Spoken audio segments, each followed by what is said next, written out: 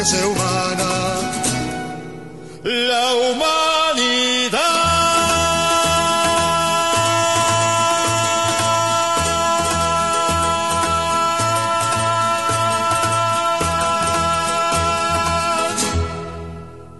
Estamos con dos grupos que tienen un intercambio con Venezuela a nivel teatral de larga proyección y de largo respeto mutuo.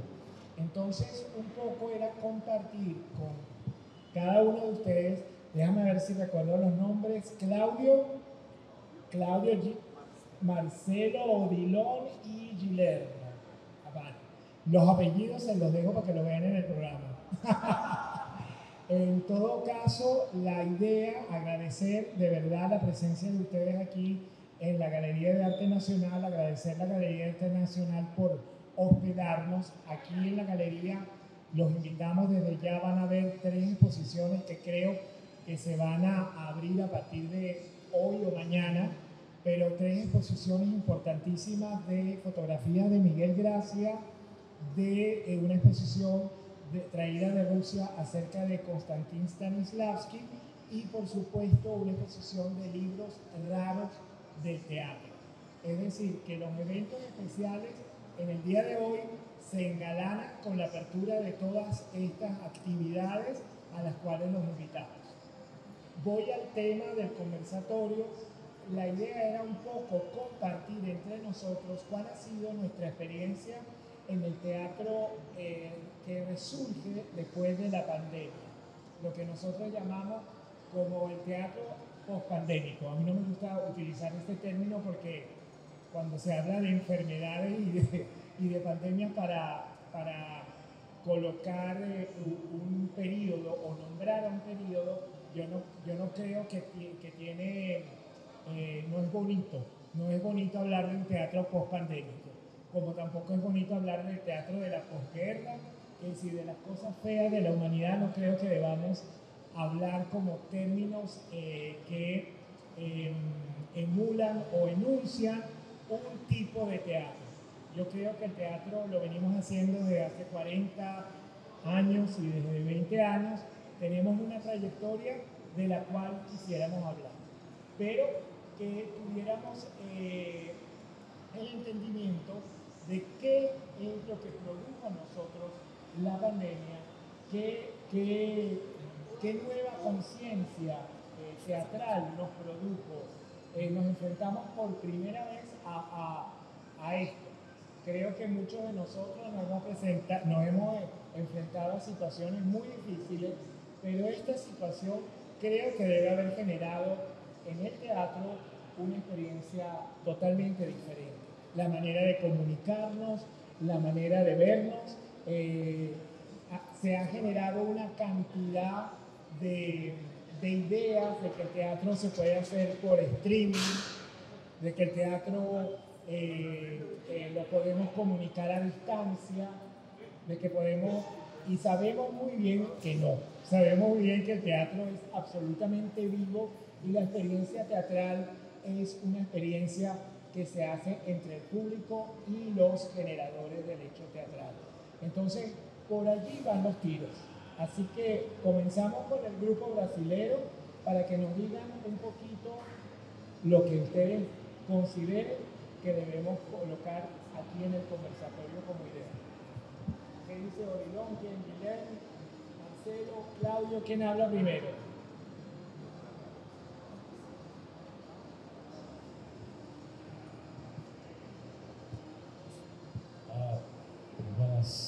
Buenos días, gracias por la invitación. Nosotros en Brasil creo que vivimos 2 grandes problemas. Primero, la pandemia, claro, y también el gobierno que teníamos. Entonces, vivimos 2 pandemias. Uno de salud y otro de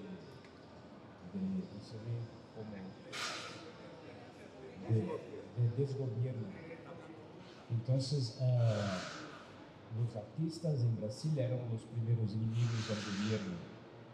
Entonces, vivimos muchos problemas con el fin del Ministerio de la Cultura y ataques a todos los artistas. Entonces, enfrentamos dos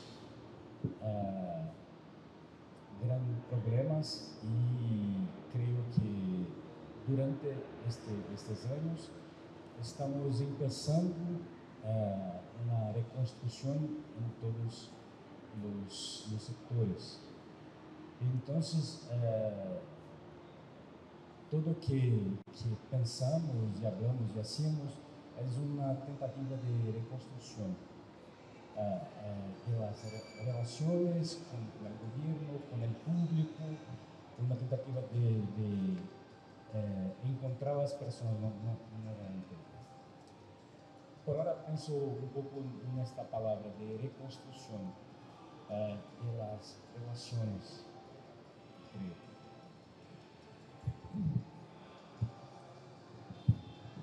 Bueno, es que es un momento muy complejo que no tengo muchas respuestas, pero muchas cuestiones. Que una cosa que me pregunto también, no solamente por la pandemia, pero la pandemia nos hizo pasar por una educación digital generalizada. La gente que no tenía mucho contacto con las herramientas digitales de muchos, a pesar de los niveles de acceso a internet, a las computadoras, eso haber mucha gente que no tiene mucho acceso, pero en general muchas generaciones, todas las generaciones pasaron obligatoriamente por un proceso de educación digital en los 2 años de pandemia, porque las fiestas, incluso no solamente las reuniones de trabajo y las clases que estaban digitales, pero también las reuniones conviviales, las fiestas de cumpleaños, todo de repente, los bautismos incluso, la gente pasó a vivir muchas cosas con las herramientas digitales. Y entonces, ciudades que, bueno, y desde, todo está cambiando muy rápido por ese tema de la tecnología. Y no sabemos si las redes sociales, el WhatsApp, todo eso, el YouTube, qué pasa con el espectador, porque lo que vemos es que en ciudades como São Paulo, en Brasil, que es la más grande de todas, y es una ciudad con muchos años, con 4 siglos, y la gente tiene la costumbre de ir al teatro, y entonces muchos tipos de teatro siguen los musicales, que son como eran antes de la pandemia, y eso todo sigue con mucho público, pero en las otras capitales sabemos que la gente accede cada vez menos a las salas de espectáculos, y no sabemos si es una dispersión generalizada, una falta de concentración. Las nuevas generaciones no se interesan por las clases, hay una falta de interés. Los profesores relatan que los estudiantes ahora de la secundaria, de la enseñanza básica, no tienen muchas ganas de lo que encuentran en la escuela, así como las nuevas generaciones no ven la tele, que era una cosa que tenía un público gigante, y entonces eso pasa también con el teatro. Mucha gente no va más al teatro, ni siquiera lo conoce, porque están con el tiempo dedicado a otras cosas. Y eso son cuestiones que yo no sé a dónde vamos a parar, porque vemos los teatros a veces llenos en São Paulo, pero con un público mayor. Y este público bueno, son cuestiones. Y eso está pasando en todo, es un proceso general. No solo por temática o estética o lenguaje, las cuestiones no pasan ni siquiera por ahí, porque la gente es una nueva generación llegando que nos interesa, que dice, bueno, ¿eso para qué? Yo no puedo ver ni siquiera 2 series en Netflix porque no tengo tiempo, porque aún tenemos este otro punto, la gente trabaja cada vez más, tiene cada vez menos tiempo para tiempo libre para hacer lo que le guste. Llega en casa, tiene que cuidar de las cosas de la casa, los hijos, lo que tiene que hacer. Entonces, bueno, estamos en un momento con esta sensación de que el tiempo pasa cada vez más de rápido, nos queda cada vez menos tiempo para actividades culturales y con una sobredosis de opciones. Y entonces, no sé, son muchas cuestiones, no tengo ninguna respuesta, pero siempre me quedo en este caos de pensar todo eso, dónde vamos a parar y cuál es el futuro del teatro. Sí, justamente el conversatorio es para abrir ese espectro de cuestiones que nos atemorizan y que nos preguntamos qué va a pasar en general, ¿no? No queremos dar resultados ni simplemente hablar de nuestra experiencia y de nuestra conciencia acerca de los sucesos que nos rodean. Entonces ahora vamos a dar la palabra a Nixon o a Rocío acerca de este tema, lo que ustedes quieran decir. Gracias, un buen día, y para la trinchera es un gusto enorme volver acá a Venezuela, a Caracas, después de muchos años. La primera vez que estuvimos fue en 1992 en el Festival Internacional de Caracas y recorrimos otras ciudades. Después hemos tenido también el privilegio de estar en otros festivales, en el Festival de Occidente, en el Festival de Oriente, pero de aquello ya la última vez hace 15 años o más, no sé. Pero bueno, es muy placentero volver, y en esta etapa, en este tiempo, en que esta puesta en escena que estamos viviendo en estos tiempos nos posibilita nuevas miradas. En concreto, como planteas esta conversación, ¿qué pasa con lo que estamos trabajando luego de la etapa de la pandemia? Sigue siendo, por supuesto, un periodo de mucha incertidumbre. Creo que para la trinchera, esos 2 años y algo más de pandemia significó un replanteamiento en cuanto a la manera nuestra de abordar el trabajo que estábamos realizando. En tiempos de la pandemia, obviamente no pudimos hacer teatro, trabajar en teatro, pero sí explorar otras maneras dentro de todas las aristas que nos posibilita el oficio. Otras maneras de crear desde la virtualidad, hacer experimentaciones actorales, no teatrales, para ser difundidas a través del WhatsApp y otros recursos virtuales. Eso fue una experiencia que tuvimos a nivel latinoamericano, con un guión de Santiago Loza, guionista dramaturgo argentino, y la producción de un compañero de Uruguay, y con actrices y actores de Ecuador, pero también combinadas con actrices y actores de otros países, desde la virtualidad. Luego en casa, encerrados, nosotros la trinchera somos una familia. Rocío es mi esposa, pero tenemos también hermanos y todos somos una familia. Y en casa, encerrados, con la desesperación propia de no estar habituados a esto, de no poder ir a nuestra sala de teatro que está a 2 cuadras de nuestra casa. E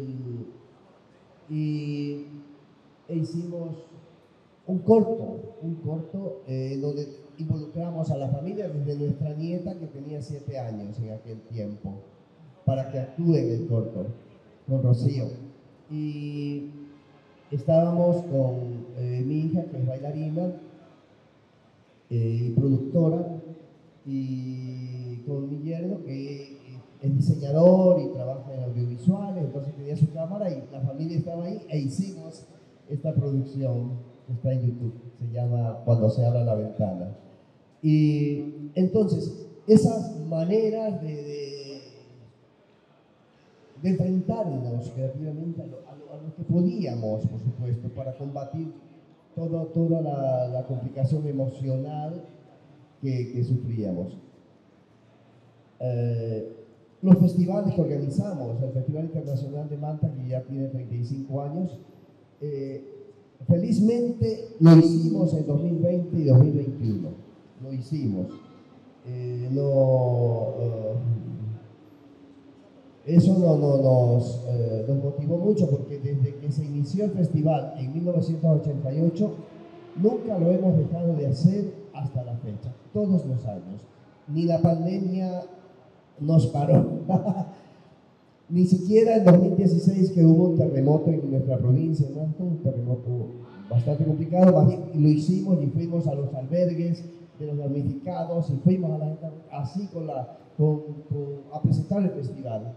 De tal manera que se cumplía lo que siempre decimos, que para nosotros el teatro es una terquedad vivencial. Estamos allí sobre cualquier cosa, sobre cualquier adversidad. Por eso hablaba de que esta puesta en escena que estamos viviendo, si bien no nos ha cambiado, pero sí ha afectado de alguna manera la mirada, la forma de trabajar en el teatro, de relacionarnos entre nosotros. Ha también influido en estas preocupaciones o inquietudes o ideas que están aflorando en nuestra manera de producir teatro. Todavía no está, desde mi mirada muy particular, todavía no está racionalizada, todavía está intuitiva. Yo siento que en mí hay muchas cuestiones que están intuitivamente dándome vueltas en la cabeza, en los intestinos, en el hígado, en todas partes me da vueltas.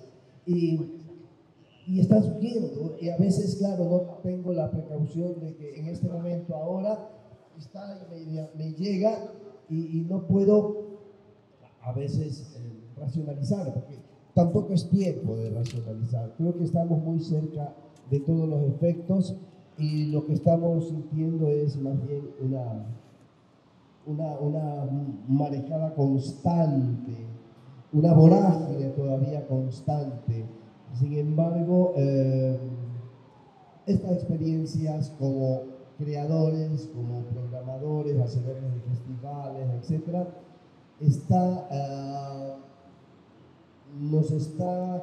como que se está cocinando con nuevos ingredientes que, reitero, muchos no identificamos, porque están allí más allá de que nosotros hubiéramos querido. Y en el entorno de nuestra ciudad, por supuesto que hay una afectación, por eso hablábamos de la presencia del público al teatro.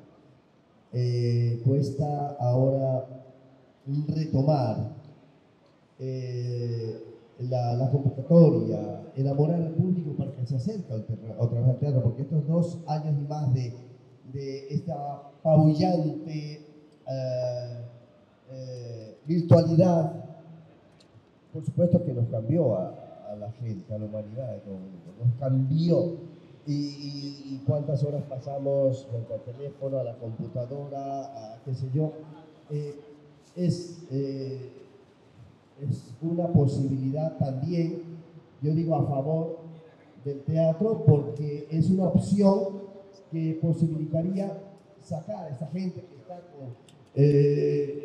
que está ebria de la virtualidad y decir, no, quiero un contacto humano, quiero un contacto social, quiero una experiencia viva, no virtual.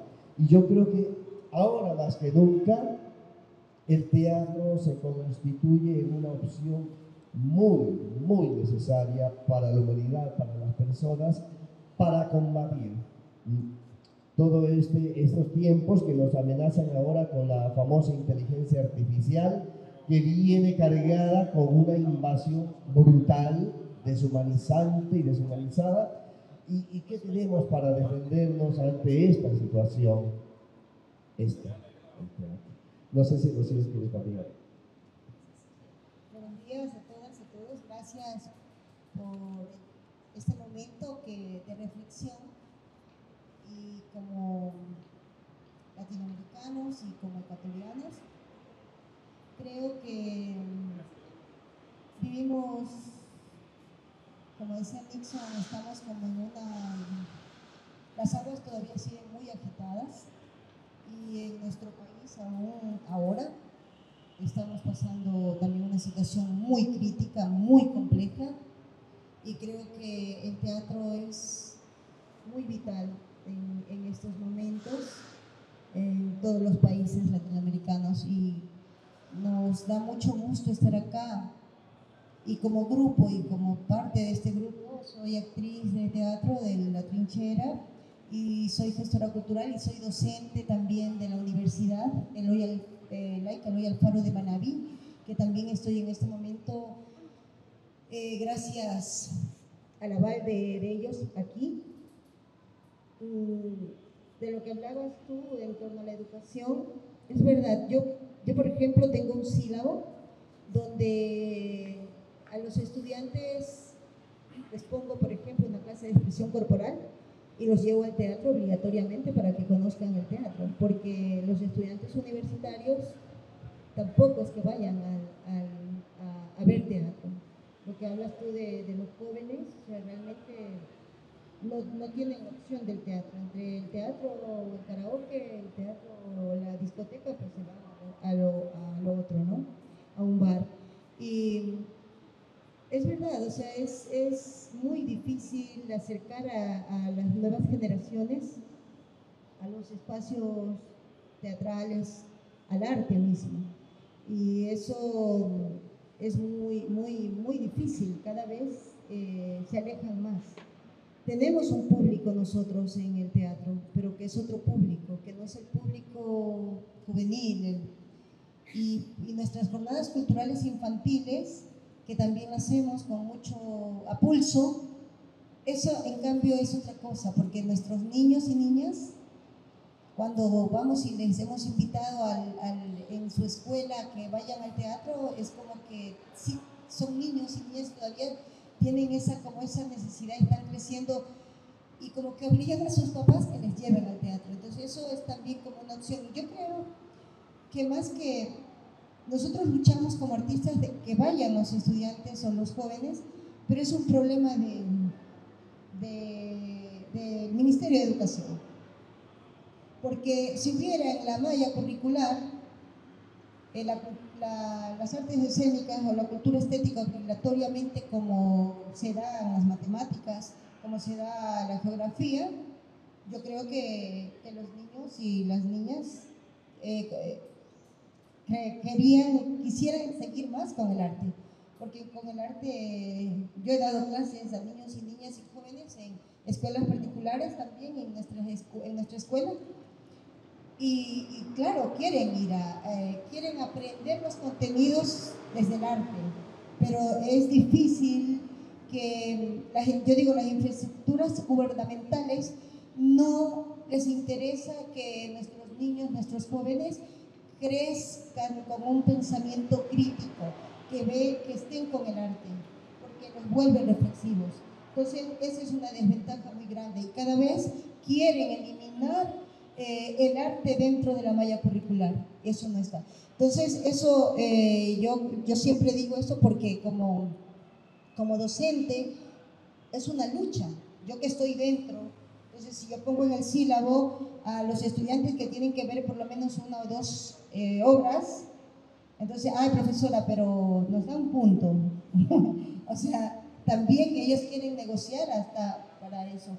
Entonces, en ese sentido creo que que es una lucha con el Ministerio de Educación y creo que es con las infraestructuras gubernamentales. No quieren hacer es humanos pensantes y el arte nos vuelve eso, reflexivos, críticos. Y del otro, yo como actriz, en el tema de la pandemia, puedo decir aquí a nivel de artista, yo descubrí en mi casa otros espacios teatrales. Nunca me había percatado que en casa podía hacer teatro. Y con Amor de Cuarentena, y ya que no podíamos salir de esas 4 paredes cuando nos prohibía, entonces descubrí que la cocina de mi casa era una locación. Descubrí que la ventana de mi casa era una locación, la ventana que está atrás. Descubrí que el techo de mi casa me subía a las 4 de la mañana porque eran 14 monólogos que teníamos que hacer con diferentes, cada quien veía su locación de acuerdo al monólogo que Santiago Loza escribió para este proyecto. Entonces yo me iba a las 4:30, 5 de la mañana al techo de mi casa e ir a filmar a las aves. Filmaba el mar, a los pelícanos, a las gaviotas, y a veces muy temprano me iba abajo de la trinchera cuando de pronto nadie me podía ver, me iba a ese lugar que se llama un muellecito que estaba allí para tener esa locación y filmar ese monólogo de pronto del 12 día. Entonces logré mi cuarto, poner una mesita, poner un libro, era mi alcoba y también era una locación. Entonces descubrí que en mi casa tenía muchos espacios teatrales, que nunca me había dado cuenta de que allí yo podía hacer teatro también. Entonces eso para mí fue muy importante y eso me relajó un poco porque cuando recién yo le decía a Nixon, ¿y qué vamos a hacer? Yo aquí no puedo estar. O sea, no soporto estar aquí en 4 paredes. También fui a los alrededores del teatro, que hay muchos árboles de nin, de los ceibos que también tenemos en nuestro espacio de la trinchera. Ahí también filmaba otro monólogo. Entonces, eso fue muy importante para nosotros porque descubrimos en esta pandemia de que teníamos otros espacios que también eran nuestra casa y podíamos hacer teatro. Entonces, eso para mí fue muy importante y también este corto que hicimos, descubrí en mi casa que la era que tiene mi madre, que tiene cilantro, que tiene los cebollines, podía hacer este corto con mi nieta y con la familia y también ver otras locaciones. Entonces, fue diferente. Quizá para nosotros vivir este momento que estábamos en cuarentena. Entonces, como experiencia creo que fue importante también hacer los festivales, hacerlo de manera virtual, de manera también presencial, unas obras. Eso fue fundamental. Y sobre todo, el trabajo en equipo. Nosotros podemos decir que como trinchera, lo que nos sostiene y sostiene seguir en el teatro, seguir reflexionando, es el trabajo como grupo. Nos mantenemos, no somos muchos, pero nos mantenemos como grupo y ese trabajo en equipo hace que realmente sigamos resistiendo, porque esto es yo digo siempre que seguimos apostando y resistiendo por las artes escénicas. Eso.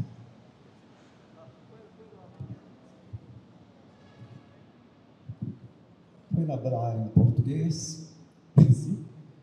Hablaré despacio. Creo que es mais fácil para desenvolver o pensamento. Você falou de uma experiência com a educação que eu acho que é fundamental, de uma parceria com a educação, a parceria das artes com a educação. Eu também sou professor de ciências, na verdade, e nessa experiência com a educação dentro dos cursos de formação continuada que os professores fazem. E uma delas, a gente teve algumas reflexões que levavam para o lugar do professor enquanto agente de modificação. Muitas vezes, a gente tende a reproduzir a experiência que teve enquanto aluno como professor. É uma tendência. Para você quebrar esse ciclo é mais difícil. E isso se dá muito com a formação. Então, há que se pensar, eu acho, na formação continuada e na formação inicial dos professores, de como é importante valorizar, seja em qual área for, como é importante valorizar a área da arte e a área da corporalidade também, porque, de modo geral, são as áreas menos valorizadas em uma escola. Se a gente pensa, por exemplo, numa grade curricular, se valoriza muito a matemática, se valoriza muito a língua, seja a língua espanhola, a língua portuguesa, a língua estrangeira, e às vezes o professor de arte tem uma aula, o professor de educação física tem uma aula, e é onde as crianças, os adolescentes precisam ter mais necessidade de manifestação, de viver experiências. O que a gente observa muitas vezes também é que as crianças entram para a escola com uma ludicidade muito aberta, muito aguçada. E à medida que vai vivenciando a experiência escolar, isso vai diminuindo cada vez mais. E a distância entre o aluno e a escola se aumenta cada vez mais. E isso eu acho que, como uma das consequências, a gente vivencia no teatro, na falta de público, na falta de experiência desses jovens que depois se tornaram adultos com a arte. Então, também creio que é uma necessidade muito grande estabelecer esse tipo de parceria da educação com a cultura. E é isso, as estruturas governamentais não têm o menor interesse. Então, é uma briga de Davi contra Golias mesmo. Mas acho que, em alguns momentos, a gente consegue perceber algumas experiências positivas nesse sentido. Infelizmente, a gente está muito vinculado a que tipo de governo está vigente. Como o Cláudio falou, vivemos um desastre completo no Brasil, e os ataques não eram principalmente em relação à cultura, mas também em relação à educação. Então, agora, estamos num período de tentativa de retomada, em que a gente percebe um interesse y posibilidades de diálogo nesse sentido. Bueno, creo que hemos redondeado con las experiencias de ambos grupos esa situación pandémica y pospandémica, en el sentido que han diferenciado, han transformado mucho nuestras vivencias a nivel artístico. Ha habido como una introspección gracias a la pandemia de descubrir nuestros espacios como interiores, nuestras maneras inclusive hacia el exterior a nivel de la virtualidad. Hemos descubierto también los peligros, cuáles son las experiencias positivas y cuáles son las negativas. Nosotros no podríamos pensar que el teatro va a estar ahora a la merced de la experiencia tecnológica y de la experiencia comunicativa de otros lenguajes que no son los del teatro. El teatro tiene su lenguaje particular, está allí vivo, pertenece al contacto directo con la humanidad de cada uno de nosotros. Por eso nuestro lema es que sea humana la humanidad, de una canción de Ali Primera, porque justamente estamos perdiendo la humanidad con el aspecto tecnológico, con el aspecto virtual. La inteligencia artificial casi que nos estamos robotizando, o si no, esperando que los robots hagan lo que nosotros hacemos. Si pensamos en eso, eso evidentemente es catastrófico. Creo que nosotros permaneciendo, estando vivos en el hecho teatral, estamos demostrando que el arte tiene que ser una comunión con el colectivo a partir de la individualidad o a partir del diálogo de muchos individuos con los otros, con el otro colectivo, y generar un rito. Yo creo que generar un encuentro casi, diría, filosófico, religioso, político, que hacemos a diario en cada una de nuestras actividades teatrales. Todos descubrimos experiencias, por eso muy distintas, a veces chocantes, a veces duras de poder aceptar. Por ejemplo, dar clases de voz o de clases de expresión corporal online. Eso era imposible. ¿Cómo tú puedes controlar, ver los resultados si no estás en contacto físico con los alumnos? ¿Cómo dar teatro, práctica teatral online? Hay cosas, evidentemente, que la virtualidad no nos van a ayudar. Evidentemente abrieron un espectro de comunicación global que nos hace sentir que mucha gente nos está viendo, que nos está conociendo gente en Malasia y gente en Japón, porque estamos haciendo teatro online o hacemos streaming, que a veces justamente hubo un programa de televisión de Telezoom hablando qué hacemos los teatreros ante el streaming. Ahora que todo el mundo está viendo el teatro que se hace en todas partes a través de su computadora. Entonces, ¿eso es teatro? Nos preguntamos, ¿eso es teatro? No, eso no es teatro. Teatro es otra cosa. Entonces, nosotros nos estamos resguardando sabiendo que siempre, y en eso la obra de nuestros compañeros brasileños es muy específica, y me imagino que en toda la experiencia de la trinchera estará, de que el arte siempre está en contacto con nosotros a través de la tecnología. En la obra brasilera vemos cómo el hablar de una película, el escuchar un disco, el ver la televisión, que es esa tecnología de los años 50, esa virtualidad, porque era el acercamiento del arte sin tener que salir de nuestras casas, a ir al teatro, a ir al concierto de Elis Regina, o etcétera, ¿no? Entonces, el contacto virtual del arte siempre ha existido. Ahora se transformó en una cuestión más tecnológica y más comunicativa.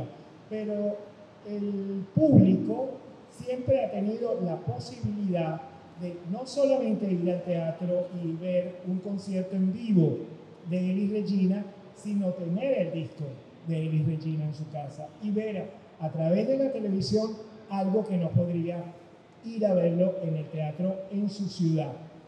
Es muy importante lo que dijo Dillon, que si en las grandes ciudades tenemos una oferta teatral muy grande, en la provincia siempre tenemos como dificultades. Y ahí siempre el trabajo es más fuerte, y ustedes me imagino que lo sienten en Manta, como lo sentimos en Belo Horizonte, ¿verdad? Es decir, es muy diferente las ciudades pequeñas, la vivencia de la teatralidad en las ciudades pequeñas que en las ciudades grandes. Las ofertas aumentan o disminuyen y el contacto con el teatro a veces es cada vez más difícil. Yo tengo alumnos en la Universidad Experimental de las Artes que llegan a estudiar la carrera teatral, entran y en su vida han visto teatro. Entonces uno se pregunta, necesitamos una educación para las artes, pero desde la época infantil, es decir, desde cuando son niños, adolescentes, y cuando ya llegan a la universidad que tengan un reporte con el arte. Entonces, son muchas las problemáticas, muchas las respuestas que todavía no están dadas, pero sabemos que hemos tenido que lidiar con grandes dificultades. Los compañeros brasileños hablaban de que no solamente la pandemia tuvieron un desgobierno que luchó contra la cultura, es decir, que desbancó el universo cultural de un país productor de arte como Brasil.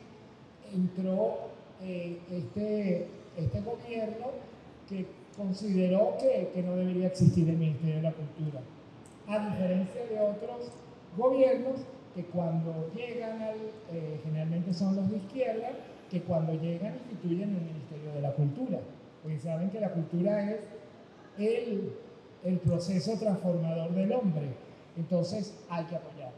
Entonces, los que no creen en ese proceso transformador, generalmente los gobiernos de derecha, absolutamente tratan de cercenar todo ese mundo de la cultura. Entonces, la problemática es amplia. Yo quisiera que termináramos con el conversatorio con alguna reflexión que hemos tenido en el transcurso de esta conversación y después darle el paso a las posibles preguntas que resurjan del público presente. Que sea humana.